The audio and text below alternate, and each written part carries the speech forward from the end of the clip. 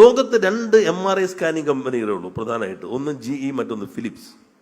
ജിയുടെ scanning machine നിർമ്മിക്കുന്നത് കേരളത്തിലാണ്. നിർമ്മിക്കുന്നു, അമേരിക്കയിലേക്ക് പോകുന്നു, തലച്ചോറ് കയറ്റുന്നു, ലോഗോ ഒട്ടിക്കുന്നു, തിരിച്ച് ലോകത്തിന്റെ മാർക്കറ്റിലേക്ക് പോകുന്നു. SFO technologies. ആപ്പിൾ നിങ്ങൾ ഏത് ഫോൺ ഉപയോഗിക്കുന്നുണ്ടോ, മമ്മൂക്കയുടെ ഏറ്റവും ലേറ്റസ്റ്റ് ഉണ്ടാവും. പക്ഷെ ആപ്പിൾ ഫോൺ ഇറങ്ങിയാൽ ടെസ്റ്റ് ചെയ്യണമെങ്കിൽ SFO ടെക്നോളജിയുടെ സംവിധാനം വേണം. സാംസങ് ആണ്. അതിപ്പോ കയ്യിലിരിക്കുന്ന മാത്രം പിട്ടാസ് നോക്കിയിട്ട് പറയുന്നത്. ടെസ്റ്റ് ചെയ്യണമെങ്കിൽ നമ്മുടെ കേരളത്തിലാണ് സംവിധാനം ഉണ്ടാക്കുന്നത്.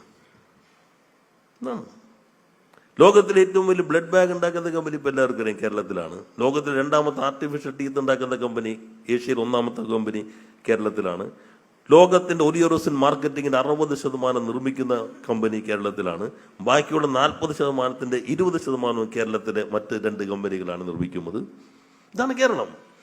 പക്ഷെ പ്രതീതി എന്താ? പെട്ടിക്കട, വണ്ടിക്കട, ലോട്ടറി, ബീവറേജ്.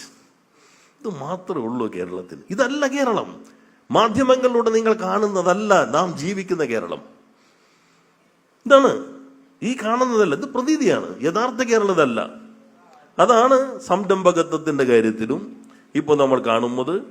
വ്യവസായം ഞാൻ പറഞ്ഞല്ലോ, ഇപ്പൊ ഈ കിക്കറടിച്ച് ഇനിയിപ്പോ അതായിരിക്കും വിശദീകരണം.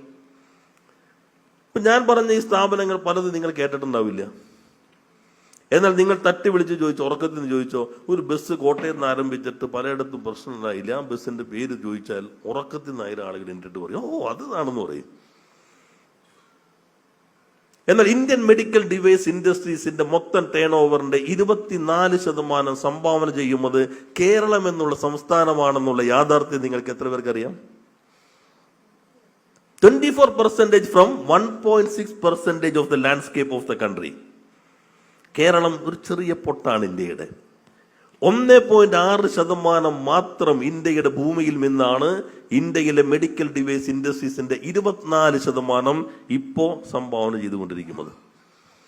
അതിന്റെ 42 കമ്പനികളായിട്ടാണ് ഞാൻ മിനിഞ്ഞാന്ന് ഇവിടെ സംസാരിച്ചത്. ലോകത്തിലെ 2ാമത്തെ കമ്പനി, ജപ്പാനിലെ ഏറ്റവും പ്രധാനപ്പെട്ട 4 കമ്പനികൾ ഇവിടേക്ക് എത്തി. അപ്പൊ അത് മാധ്യമങ്ങൾ കൂടി ഇനി ഇത്തരം കാര്യങ്ങൾ ജനങ്ങളിലേക്ക് എത്തിച്ചാൽ വിസിബിൾ ആകും കേരളം. കുറെ കൂടി നമ്മുടെ പൊട്ടൻഷ്യൽ വിസിബിൾ ആകും. അങ്ങനെ വിസിബിൾ ആയാൽ ഞാൻ പറയുന്ന 10-15 കൊല്ലത്തിനുള്ളിൽ സ്കാൻഡിനേവിയൻ കൺട്രീസ് പോലെയോ അല്ലെങ്കിൽ സിംഗപ്പൂർ പോലെയോ ഹൈടെക് മാനുഫാക്ചറിങ്ങിന്റെ കേന്ദ്രമായി മാറും. ഞങ്ങൾ ഡാവോസിലിരിക്കുമ്പോൾ പ്രധാനപ്പെട്ട ഒരു കമ്പനി ഞങ്ങളുടെ അടുത്തേക്ക് വന്നു. ലിങ്ക്ഡിനിൽ അവർ ചോദിച്ചൊരു അപ്പോയിൻമെന്റ് വേണം, നമ്മൾ നോക്കിയിരിക്കാനുള്ള ആളെന്ന് തോന്നി. അവരാണ് ലോകത്ത് ഏറ്റവും കൂടുതൽ GCCകൾ നിർമ്മിച്ചുകൊണ്ടിരിക്കുന്നത്. ഒരു 45 ദിവസത്തിൽ ഇപ്പോൾ ഒരു GCC നിർമ്മിക്കുന്നുണ്ട്, ഗ്ലോബൽ കേപ്പബിലിറ്റി സെന്റർ. 2 ഇപ്പോൾ കേരളത്തിൽ, കൊച്ചിയിൽ 1, തിരുവനന്തപുരത്ത് 1. 2 തുടങ്ങുമ്പോൾ തന്നെ കോഴിക്കോട് നിന്ന് ഞങ്ങൾ ആലോചിക്കാം. അവരിപ്പോൾ ഈ ഫെബ്രുവരിയിൽ കേരളത്തിലേക്ക് വരികയാണ്. അതൊക്കെ സാധാരണ വലിയ വാർത്തയായിരിക്കും. നമുക്കിപ്പോൾ 10,000 ഏക്കറിൽ വലിയ പൊല്യൂട്ടിങ് മാനുഫാക്ചറിങ് ഇൻഡസ്ട്രീസ് ഒന്നും കേരളത്തിൽ പറ്റില്ല. ഞങ്ങൾ തമിഴ്നാട് മന്ത്രിയായിട്ട് സംസാരിച്ചു, നിങ്ങൾ കാർ ഉണ്ടാക്കിക്കോ, ഞങ്ങൾ ടെക്നോളജി തരാം, ഓട്ടോമോട്ടീവ് ടെക്നോളജി. മാനുഫാക്ചറിങ് നിങ്ങൾ നോക്കിക്കോ, അത്ര വലിയതാണെങ്കിൽ നമുക്ക് അത്ര സ്ഥലം പെട്ടെന്ന് കൊടുക്കാൻ പറ്റിയെന്ന് വരില്ല, ബാക്കി കാര്യം ഇവിടെ ചെയ്യാം.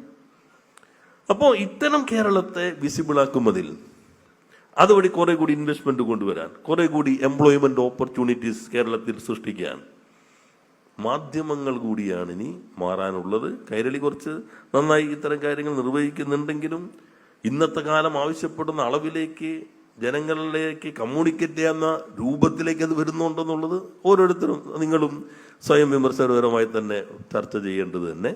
എന്തായാലും ഈ അവാർഡ് ഇത്തരത്തിലുള്ള ചിന്തകൾ അത് എല്ലാവരിലേക്കും എത്തിക്കുന്നതിന് സഹായകരമായിരിക്കും. പ്രത്യേകിച്ചും വുമൺ ഓൺട്രപ്രനേഴ്സ്. ഞാൻ തൃശ്ശൂർ ഞങ്ങൾ ഗവൺമെന്റ് ഒരു വനിതാ സംരംഭക സംഗമം നടത്തുകയുണ്ടായി.